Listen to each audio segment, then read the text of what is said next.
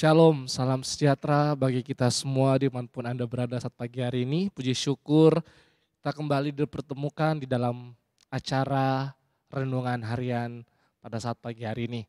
Bapak Ibu yang diberkati Tuhan, pada pagi hari ini sama-sama kita mau belajar kebenaran firman Tuhan yang terambil di dalam kitab Hakim-Hakim 6 ayat 1 sampai yang ke-16. Tapi saya tidak akan membacakannya semua bagi kita, saya akan membacakan di ayat yang ke-16 saja. Hakim-Hakim 6 ayat ke-16 demikian firman Tuhan.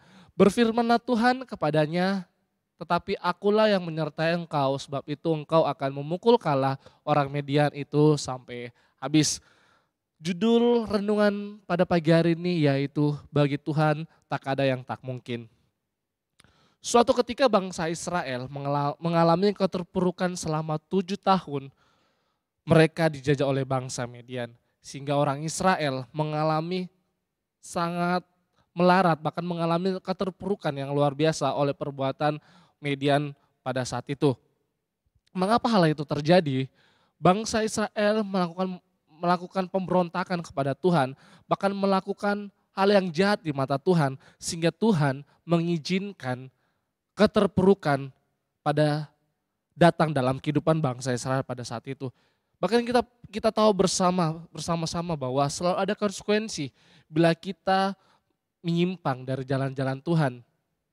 Saudara-saudara yang berkati Tuhan, kalau kita membaca dalam kebenaran firman Tuhan bahwa bangsa Israel adalah umat pilihan Allah, tetapi begitu perkasanya ke bangsa Midian sehingga bangsa Israel mengalami keterpurukan yang luar biasa, bahkan mengalami ketakutan yang luar biasa. Bahkan sampai-sampai mereka bersembunyi dalam gua-gua, bahkan kubu-kubu. Saudara-saudara yang berkati Tuhan, meskipun bangsa Israel memberontak kepada Tuhan, tetapi dia tetap melakukan, bahkan dia tetap berseru kepada Tuhan. Bahkan kita tahu bersama, kalau kita membaca lebih lanjut di dalam Hakim-Hakim 6 ini, bahwa di situ Tuhan mengindahkan permohonan mereka. Bahkan Tuhan menolong bangsa Israel pada saat itu. Maka Tuhan mengutus malaikatnya untuk mengambil seorang muda yaitu Gideon yang sedang berada di dalam tempat pemerasan anggur. Kita tahu bersama bahwa Gideon pada saat itu juga sangat ketakutan terhadap bangsa Midian dan Amalek. Secara manusia Gideon bukanlah orang yang mampu. Secara manusia Gideon tidak mempunyai skill, bahkan tidak mempunyai kemampuan di dalam medan perang. Tetapi Tuhan memilih Gideon untuk mengeluarkan bangsa Israel keluar dari penjajahan orang Midian, bahkan orang Amalek. Gideon hanya orang biasa. Bahkan di situ kita mendapati bahwa mana mungkin Gideon bisa mengeluarkan bangsa Israel untuk menghalau bangsa Midian, bahkan bangsa Amalek. Itu tidak mungkin. Bahkan di situ kita tahu bersama bahwa Gideon hanyalah orang biasa-biasa saja. Orang Gideon tidak memiliki segala keahlian di dalam medan perang. Nah Bapak Ibu yang diberkati Tuhan, kalau kita melihat atau memperhatikan kebenaran firman Tuhan yang terdapat di dalam Kejadian 18 ayat 14a.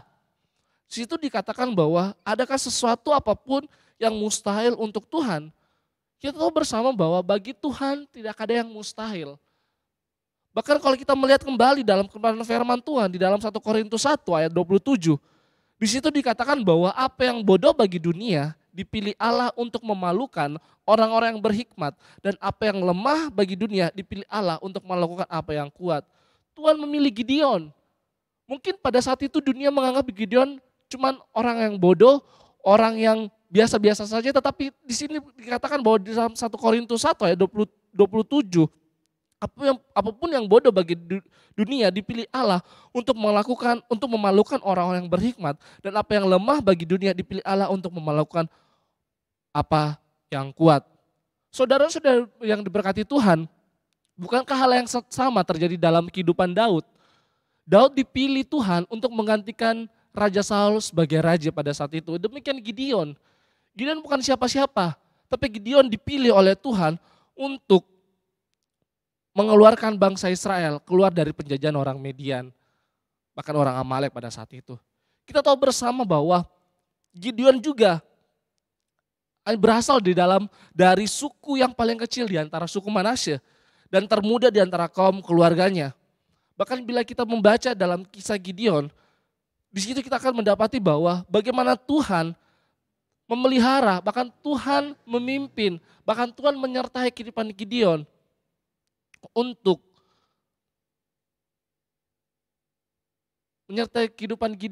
mengeluarkan bangsa Israel keluar dari penjajahan orang Median pada saat itu. Saudara-saudara yang berkati Tuhan, apapun keadaan kita saat ini, jangan kita pernah menyerah. Tuhan selalu punya jalan keajaiban. Dia sanggup mengubah segala sesuatu dari keterpurukan menjadi kemenangan. Dari hopeless menjadi hopeful. Dan saya mau bilang kepada kita semua bahwa kita punya Tuhan yang berkuasa, kuasanya tak terbatas. Dulu, sekarang, sampai selamanya. Bahkan kita percaya bahwa Tuhan selalu menyertai kita senantiasa dimanapun kita berada. Demikian renungan pada pagi hari ini, biarkanlah menjadi kekuatan bagi kita semua dalam mengiring akan Tuhan. Kita mau berdoa. Bapa di dalam sorga, kami bersyukur, berterima kasih kepadamu buat penyertaan-Mu dalam kehidupan kami pada saat pagi hari ini Tuhan. Di mana pagi hari ini Bapak kami sudah mendengarkan renungan yang kami sudah dengar, biarkanlah Tuhan Yesus renungan ini menjadi kekuatan bagi kita semua. Dimanapun kami berada Bapak dan menjalankan kehidupan kami mau Tuhan Yesus, kehidupan kami terus berada di dalam penyertaan-Mu Bapak. Karena kami percaya Bapak, bagi-Mu tidak ada yang mustahil. Mungkin bagi dunia Bapak, Tuhan melihat kita cuma orang-orang biasa, tapi ketika Tuhan memilih kami, memilih orang-orang Tuhan, kami percaya Bapak kami akan melakukan hal-hal yang luar biasa sama seperti Gideon Tuhan. Terima kasih Bapak, terima kasih. Dan kami sudah berdoa dan penuh ucapan syukur hanya di dalam nama Tuhan Yesus Kristus. Haleluya, puji Tuhan. Amin. Selamat pagi, Tuhan Yesus memberkati kita semua.